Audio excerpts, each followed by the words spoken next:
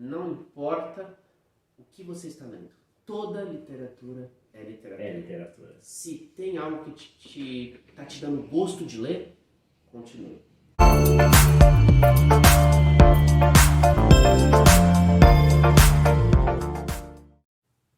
Olá, tudo bem? Aqui é o professor Roberto do canal Professor Roberto, portal Aprender para Evoluir.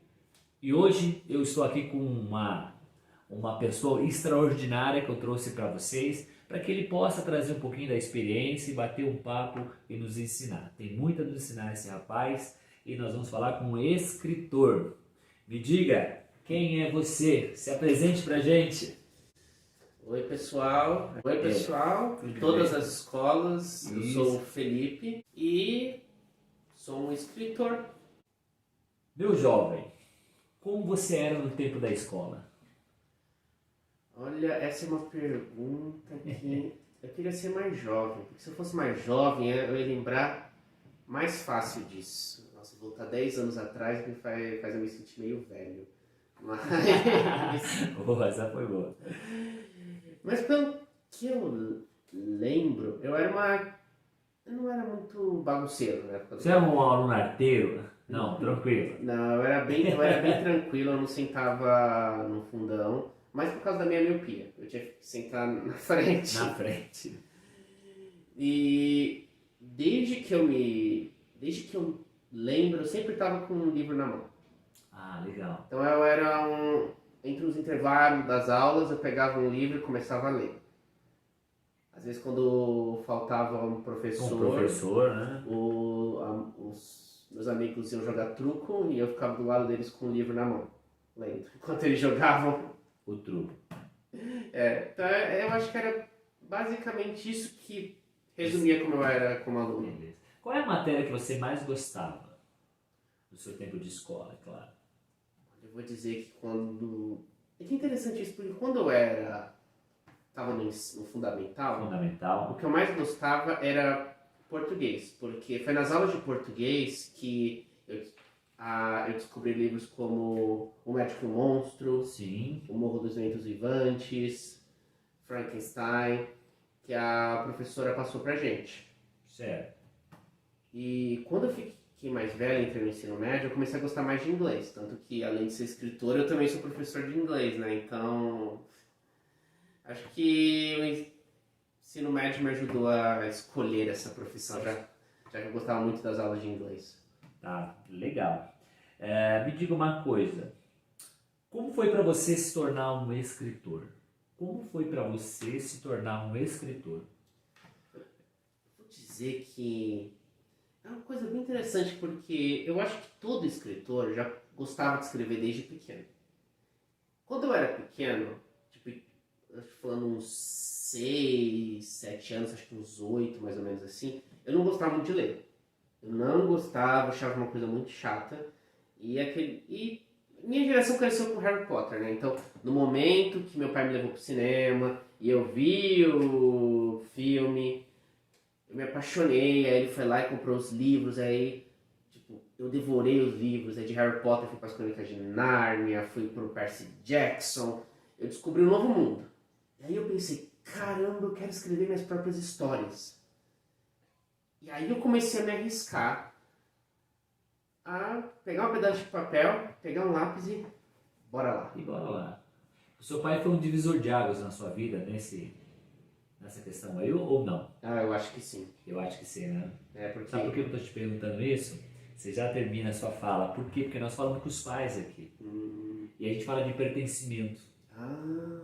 E por que pertencimento ele é importante? Veja só, o pai mudou a vida desse rapaz ao levá-lo ao cinema, a apresentar a ele os livros de Harry Potter. Então você que é pai que está me assistindo, o que você tem feito na vida do teu filho? Você já parou para pensar? Às vezes coisas pequenas mudam a gente, porque... Uma fala, né? Eu lembro que, eu acho que meu pai foi me levar para ver Harry Potter por causa que, quando lançou o filme, acho que alguns funcionários, colegas de trabalho falaram para ele, eu levei meu filho para ver esse filme, ele gostou bastante, leva o seu moleque para ver. Aí fui eu com uns amigos. Legal. E eu acho que eu sou só a pessoa que eu sou hoje por causa que meu pai fez isso por mim. Boa. Interessante, não é? Você vê como o pai e a mãe, não é? Eles têm um poder muito grande em nós filhos, não é?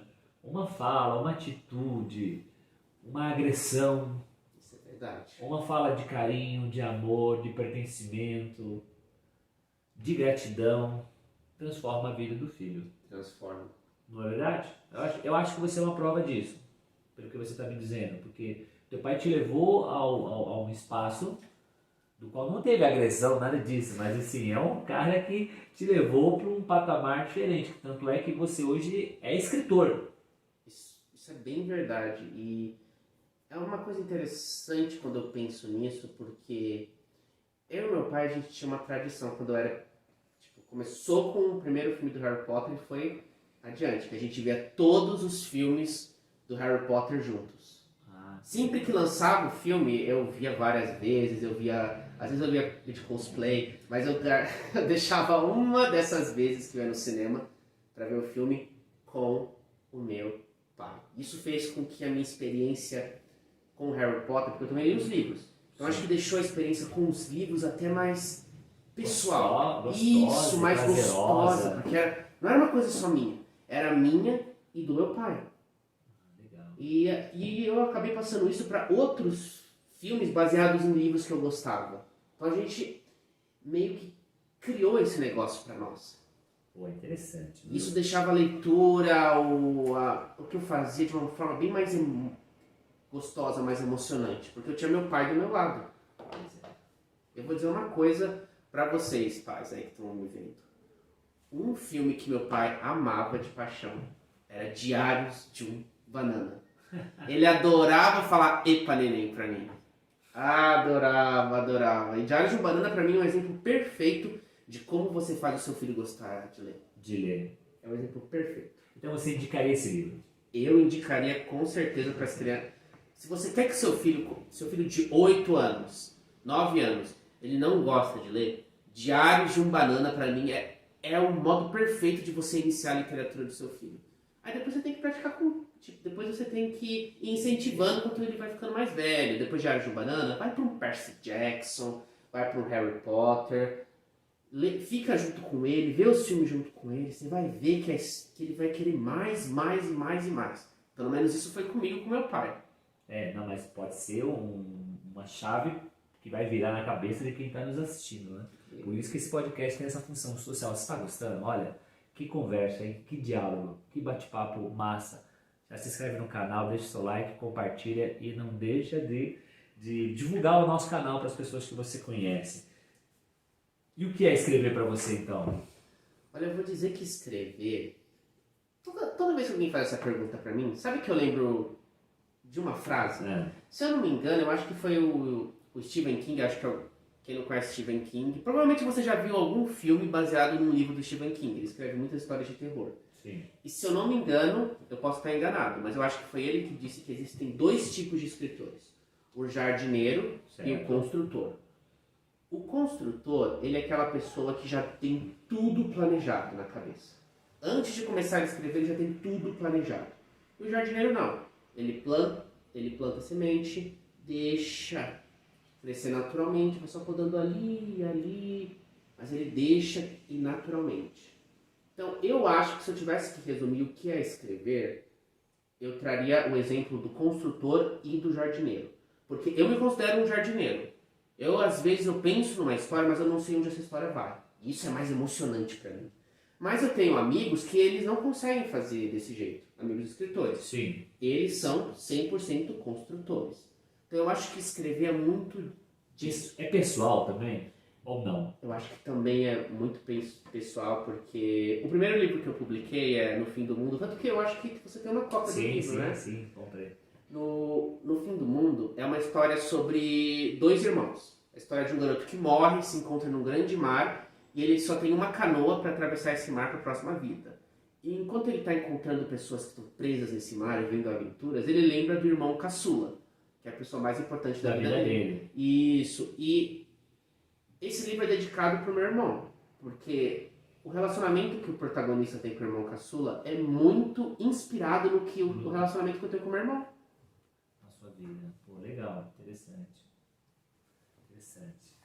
E você acha que o profissional escritor é um profissional que trabalha sozinho? É solitária a vida de professor, ó, de escritor? Olha, eu vou dizer pra você que costumava pensar isso.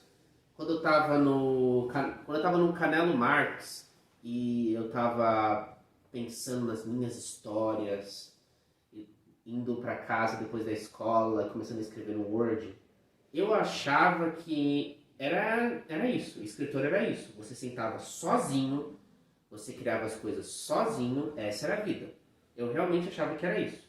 Foi então que eu comecei a publicar minhas histórias, comecei a conversar com o pessoal da editora que me acolheu, comecei a conversar com os diagramadores, comecei a conversar com um montão de gente e vocês não têm noção O que está por trás, o né? que está por trás. Não, não é só eu, tem muita gente por trás. Envolvida, né, nesse projeto. Eu vou dizer que meus livros, eu adoro meus livros, eu acho eles muito legais. Tem umas pessoas que acham eles legais, tem outras pessoas que nem tanto, mas são meus filhos, então eu vou olhar eles com carinho, com né? muito carinho. Isso. Eu vou dizer que se meus filhos são bonitos, se o pessoal lê meus livros e acha eles bons, é porque eu tive boas pessoas por trás. As pessoas certas, na hora certa e conhecimento certo. Isso. Eu vou até dar um exemplo para vocês. No meu livro Uma Canção de Ano Novo, que a gente inclusive relançou ele lá na Amazon, com capa nova, o e-book tá bonitão, tem umas cenas em que o protagonista, eu descrevo ele no começo com um sapatênis. 5 capítulos depois ele tá com um chinelo. Porque eu esqueci. Se não fosse a diagramadora mandando mensagem para mim, seria um erro que estaria no livro. Entendi. Você vê? Então, tem muitas coisas que são, tipo, específicas que você não percebe, que você tem um olhar muito treinado. Porque às vezes, tipo, depois de 10 capítulos, você não dá pra lembrar de tudo. Essa é a verdade. Então, quer dizer, não é solitário. É um trabalho a várias mãos, Várias mãos. em conjunto, em parceria. É uma jornada, né? Isso, tem muita gente de olho. Envolvida. Isso, tem muita gente de olho no trabalho para você não cometer nenhuma besteira. Porque eu vou dizer para vocês, é fácil cometer besteira, ainda mais quando é o seu livro, quando é o seu bebê, quando é o seu filhote. Porque aí você vai olhar com amor. É bom ter uma outra pessoa olhando de fora para encontrar certas coisas que você não encontraria. Muitas dessas pessoas a gente chama até de leitores beta. Que são às vezes as primeiras pessoas a lerem um livro e darem a opinião. Quer dizer, um direcionamento. Pode mudar aqui, tá legal isso, não tá tão bacana isso. E você começa a pensar, a ver o que pode mudar, o que pode readaptar. O desafio é ter maturidade para aceitar essas mudanças. Aceitar essas mudanças. Porque não, meu filho ninguém mexe. Não é você que está aí nos assistindo, mamãe. Não, meu filho não tem problema não, só a filha da vizinha. isso é verdade. Não, minha filha não faz isso. Ih, meu Deus, imagina, nós estamos falando do filho que é um livro. Gente, isso é metáfora, né? Você sabe que isso é uma figura de linguagem. Mas a vida corriqueira de pais aqui também é a mesma coisa. Tem pai que não aceita uma orientação de alguém, de um profissional. Eu sou psicopedagogo, mas às vezes você acaba tendo um trabalho com a criança que você fala para a mãe, mas não aceita. Mas O problema às vezes não é nem a criança, é a família, é a mãe, o pai, entendeu? Então é mais ou menos por aí que você está dizendo. Né? Você tem que saber dialogar. Eu já tive problemas com isso nas antologias que eu organizei. Sim. Para quem não sabe, não sei se todo mundo sabe o que é uma antologia. Uma antologia é um livro com várias histórias. E a minha editora que eu trabalho, que é a editora Green, aliás, um abração, Flávia, dona da editora que talvez esteja me vendo. Esteja te vendo. Um abração para você. A Obrigado por ter cedido ele para nós. A Flávia, ela sempre me convida para organizar algumas antologias. E às vezes tem alguns textos que mandam para mim que são bons. Só que tem que só mudar uma coisinha ou outra. E, nossa, é muito difícil alguns autores quererem mudar. Aceitar, né? Às vezes você tem que conversar com toda calma, paciência. Às vezes a pessoa não quer aceitar. Não que eu esteja generalizando, tem muitos autores bem legais que aceitam as mudanças, que entendem, mas tem alguns que, tipo, é desse jeito ou não é. E às vezes não tem muito o que fazer. É que tem, eu não sei, pode ser que tenha algum escritor, algum autor que acredita naquela obra. Isso é uma coisa. E tem um outro que fala assim, não, tá ótimo. É arrogância, prepotência, vaidade, muitas vezes pode atrapalhar o processo, ou não tem nada a ver. É bem isso, é bem isso. Às vezes acredita, às vezes é vaidade. Eu posso te dar um exemplo? Claro. Tem o 31 Contos Assombrados, volume 2, que a gente lançou.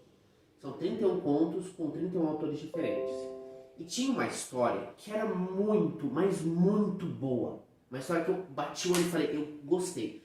Só que o problema é que a censura do livro, a editora costuma trabalhar com censura 12, 13 anos. Isso. E tinha umas coisas no livro que não era 13 anos. Vamos lá, censura é a faixa etária que a criança pode ler. Isso aí. Porque eles vão achar que é ditadura. Não, pelo amor de Deus. Ah, brincadeira, a ditadura já morreu, não volta mais. Aqui é outra coisa. É que a editora Green, que é a editora que eu trabalho, a gente foca muito no público juvenil. Juvenil, Então a gente tem um negócio de censura 13 anos. 13 anos. E o conto dele tinha umas coisas que não eram 13 anos. E eu só falei assim, ó, só tira essa parte aqui e aqui, que é um pouco mais pesada, e a gente publica no conto, vai ficar lindo. E ele não aceitou. Eu fiquei triste, porque era uma história que eu falei, Muito boa. eu queria estar na minha antologia, mas não consegui, infelizmente. É aquele filho, né? Que a pessoa não aceita muitas vezes uma ajuda. Mas você orientou. E aquela velha história. Você não pode deixar de lado o que você acredita. São os seus valores. Sua identidade. Se a editora tem uma identidade, por que ela vai sair fora da identidade dela? Não tem sentido. Então é 13 anos, 13 anos, 12 anos, 12 anos. Então não tem como pular esse processo. Eu acho que isso é importante pra gente aqui. Uma pergunta que eu gostaria de fazer, e eu acho que o público aqui quer uma resposta bacana, penso eu, né? Qual a importância da leitura para você? Olha, eu vou dizer que a leitura ela é importante de formas que acho que muita gente não pensa. Porque além de ser escritor, eu também sou professor. Ah, E a gente está colega de isso, profissão. exatamente. E eu acho que talvez você já se deparou com uma situação em que a pessoa, o aluno ele é inteligente, só que ele não sabe muito bem fazer uma redação, ele não sabe colocar suas ideias no papel. No papel. E eu fico pensando lá na frente, esse aluno vai estar mal na hora de fazer uma redação para o Enem. O que ajuda isso é a leitura. A leitura ajuda a formar o vocabulário, ajuda você a colocar as ideias, a interpretar o texto. É uma coisa que é muito importante hoje em dia. E é uma coisa que não é muita gente que tem essa paixão pela leitura. A gente pode pensar de diversas formas o porquê disso. A gente não vive num país que incentiva muito. Às vezes a escola está mais focada em dar um Machado de Assis para uma criança de 12 anos. Uma criança de 12 anos não devia estar lendo Machado de Assis. Embora Machado de Assis seja muito bom. Mas para uma criança de 12 anos, você começa com Diário de um Banana, começa com Percy Jackson e vai trabalhando. Você vê que no passado a turma lia o Machado aos 12, 13 anos. É isso que eu achei interessante, porque, olha só, nós estamos, no meu modo de ver, nós estamos adaptando tudo, deixando tudo muito raso, assim, no modo de dizer, muito na média, e a gente não sai da média. Então, quando você, por exemplo, você traz uma literatura de Machado de Assis, um Memória Póstuma de Brás Cubas, Nossa, é o meu favorito. que é o meu favorito também. É um livro que é difícil de entender, mas quando você traz para o aluno, você sabe que você tira o seu aluno da zona de conforto. Mas você concorda comigo que você tem que mas você vai trabalhar, né? É claro, imagina. Você tem que incentivar desde pequeno. Vamos ler um Diário de Banana, vamos para um Peter Pan, vamos para um Percy Jackson.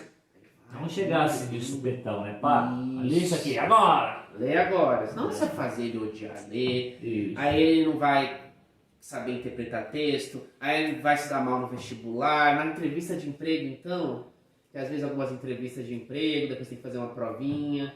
Verdade.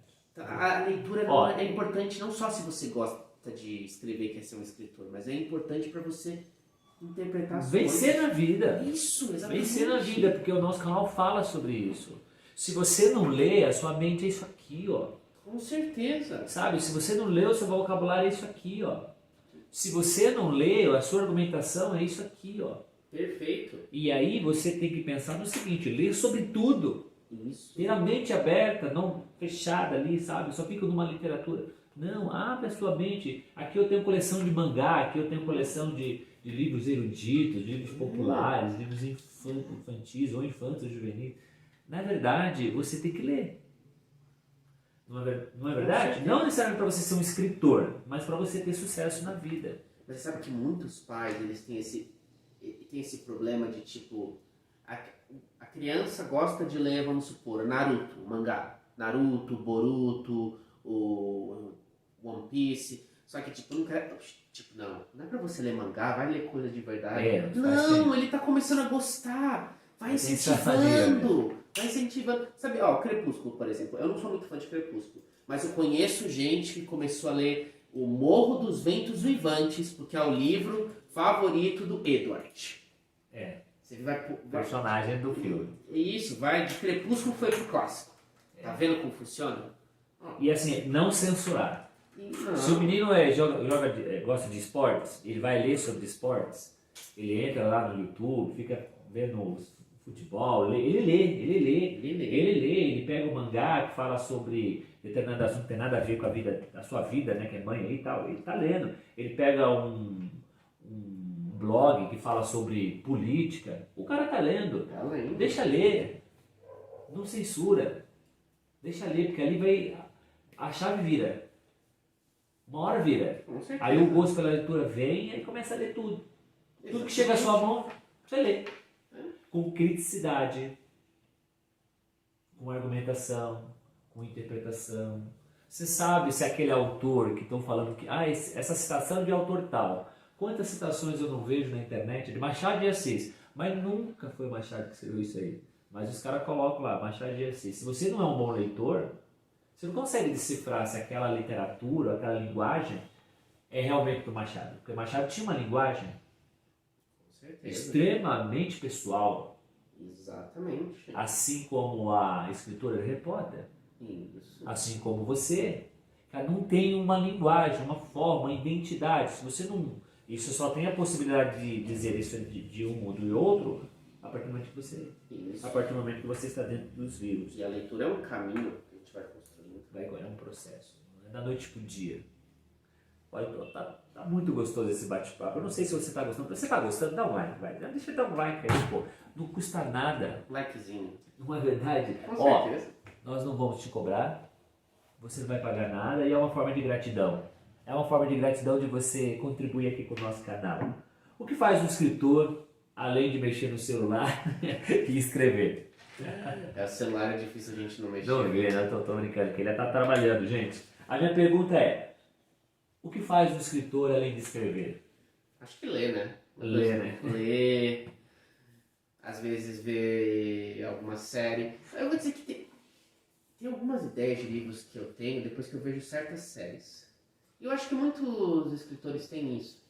Acho que muita gente pensa que a pessoa vai se inspirar por causa da leitura. E sim, a gente se inspira um processo. Porque a gente está lendo. Mas eu acho que a vida em si, o que acontece com você no dia a dia, te inspira. Os seus hobbies, o que você gosta de fazer. Suas dores. Com certeza, principalmente as dores, hein? Não é? Suas frustrações, seus anseios, seus medos. Tudo isso a gente coloca no livro. Eu acredito que o escritor, além de escrever, trazer o leitor comum, porque tem aquele leitor... a mensagem, um livro que você gostaria de indicar, uma série, um filme. O que você poderia falar para o pessoal do nosso canal aqui? Não importa o que você está lendo. Toda literatura é literatura. É literatura. Se tem algo que está te dando gosto de ler, continue. E eu acho que foi o Monteiro Lobato que diz que o país se faz de homens e livros. Não é isso? Eu acho que sim. Homens e livros. Então, faça a sua parte, leia, abra a sua mente e obrigado por você nos acompanhar aqui nesse podcast maravilhoso que esse rapaz esse escritor fantástico que eu trouxe aqui para vocês. Obrigado. Tá bom? Ó, nós vamos deixar a descrição dos livros dele aqui na Amazon. Amazon, né? Para que você, se você de repente tem interesse em adquirir uma obra do nosso escritor, do nosso amigo aqui, não deixe de acessar o nossa descrição. Eu vou falar que a nova edição de No Fim do Mundo tá chegando aí com nova capa, nova diagramação e novas ilustrações para vocês, hein? Chega esse ano ainda. Que bom, ótimo, tá vendo? Tem novidade. E ele vai vir aqui no canal para falar da novidade. Com certeza. Tá bom? Um grande abraço, até a próxima. Valeu, pessoal! E aí, tudo bem? Você acabou de assistir mais um vídeo aqui do canal do Professor Roberto, Inteligência Emocional. Eu já estou aqui para te dizer, para te agradecer, primeiro por você estar aqui, segundo, se você puder, já se inscreve, não é inscrito no nosso canal, se inscreve, aperta aqui embaixo o sininho das notificações e nos ajuda a crescer. Você sabe o quanto é importante o conhecimento ser multiplicado. Estou deixando aqui também, nesse vídeo, não sei se você pode ver, eu deixei uma lista aqui de vídeos, estamos produzindo aqui para você, justamente para te ajudar nessa sua caminhada.